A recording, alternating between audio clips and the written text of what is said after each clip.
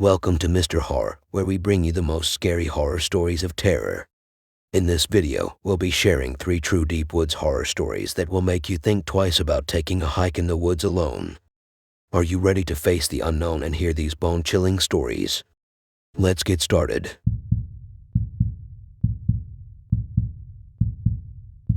I've always loved hiking and camping in the woods.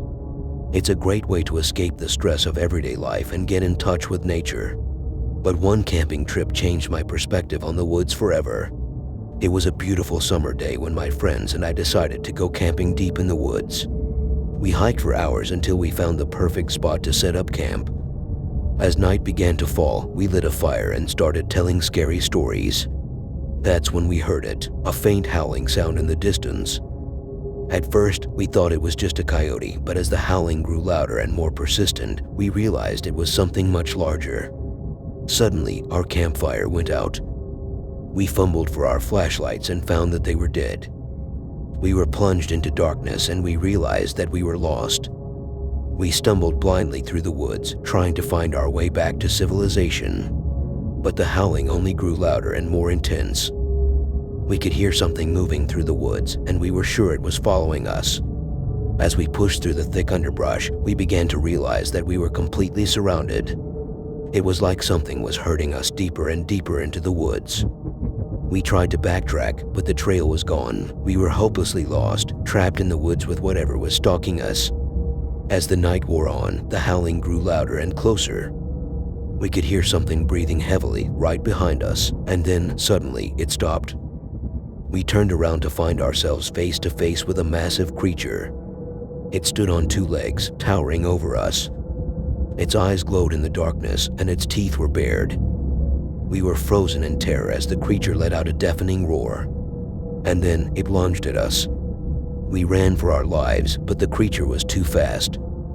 It caught up to us in seconds, and we thought we were done for. But then, out of nowhere, a group of hunters appeared and opened fire on the creature. We later found out that the creature was a bear that had become overly aggressive due to a nearby campsite that had not stored their food properly.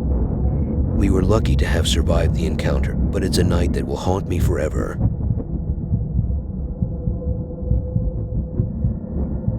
It was a warm summer night when my friends and I decided to go camping in the deep woods. We were all excited to spend a night under the stars and experience the thrill of being in the wilderness. We set up our tents and gathered some wood for a campfire.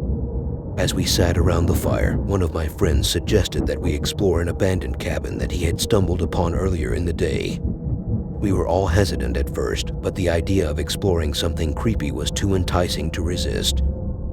So, we grabbed our flashlights and set off into the woods. After walking for what felt like hours, we finally came across the cabin. It was old and dilapidated, and the sight of it sent shivers down our spines. As we entered the cabin, we could hear the floorboards creaking under our weight.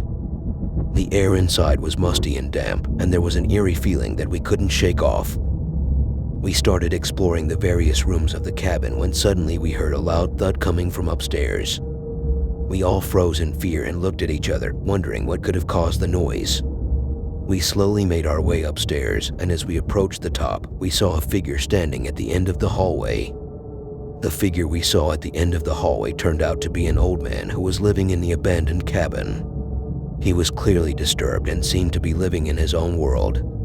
He rambled on about strange things, and we couldn't make much sense of what he was saying. As we were talking to the old man, we started hearing strange noises coming from outside the cabin. They sounded like footsteps, but they were slow and deliberate, as if someone or something was deliberately trying to creep up on us. The old man didn't seem to hear the noises, but we were all scared out of our wits. We decided to leave the cabin and head back to our campsite. As we were walking through the woods, the noises became louder and more frequent. We started to run, but it felt like something was chasing us. We finally reached our campsite and quickly got into our tents. That's when we realized that one of our friends was missing. We searched the area, calling out his name, but there was no response. We heard the strange noises getting closer and closer, and we knew that we had to leave the woods as soon as possible. We ran as fast as we could, trying to find our way back to civilization. The noises were still following us, and we could feel something watching us from the shadows. We finally stumbled upon a ranger station and ran inside, slamming the door shut behind us.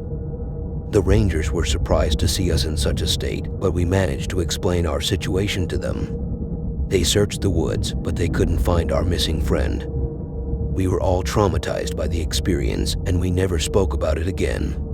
Years later, I decided to revisit the deep woods where the incident had taken place.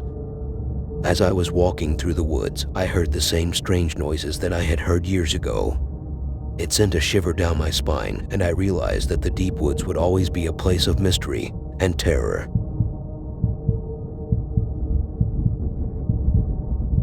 Growing up in a small town, there wasn't much to do for teenagers besides exploring the deep woods that surrounded us. It was our playground and our escape from the mundane life of small town living. But as we got older, we started to hear the stories about the woods that made us think twice about going in there alone. One summer evening, my friends and I decided to explore deeper into the woods than we ever had before. We were walking along a narrow path when we stumbled upon a clearing. In the center of the clearing was an old, dilapidated cabin. We were curious, so we cautiously approached it. As soon as we stepped inside, we knew something was wrong. The air was heavy and a foul odor permeated the room. We saw strange symbols etched into the walls, and there was a strange energy in the air that made us all feel uneasy. Suddenly, we heard a creaking sound and turned to see the door slowly closing on its own. After escaping the cabin, my friends and I couldn't shake the feeling that we were being watched. We continued to explore the woods, but our once carefree attitude had turned into one of paranoia and fear. We heard strange noises and saw strange shapes moving in the shadows. One night, while we were sitting around a campfire, we heard a blood-curdling scream. It was a woman's scream, and it seemed to be coming from deep within the woods. We didn't know what to do, but we knew we couldn't ignore it. We grabbed our flashlights and headed towards the source of the sound. We stumbled upon a small clearing, and in the center was a strange altar made of rocks and bones.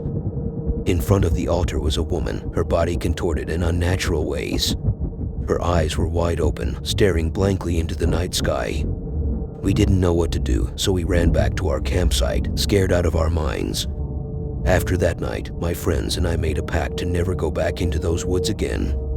But the nightmares continued. We couldn't escape the feeling that something was following us, something evil and malevolent. One day, we heard about an old man who lived on the outskirts of town. He was said to be a master of the occult and had a vast knowledge of the supernatural. We went to him, desperate for answers. He told us that the woods were cursed, that they had been used for dark rituals and sacrifices for centuries. He said that the strange symbols we saw in the cabin were sigils of protection, meant to keep whatever was inside from getting out. He warned us to never go back into those woods, that we were lucky to have escaped with our lives. We heeded his warning and never went back. But to this day, I can't shake the feeling that something is still out there, waiting for its next victim. Thank you for joining me on this journey through these terrifying deep woods horror stories. I hope you enjoyed these spine-tingling tales as much as I did. Don't forget to hit that like button and subscribe to my channel for more creepy content. And if you have any personal experiences you'd like to share, leave them in the comments below. Stay safe out there, and I'll see you in the next video.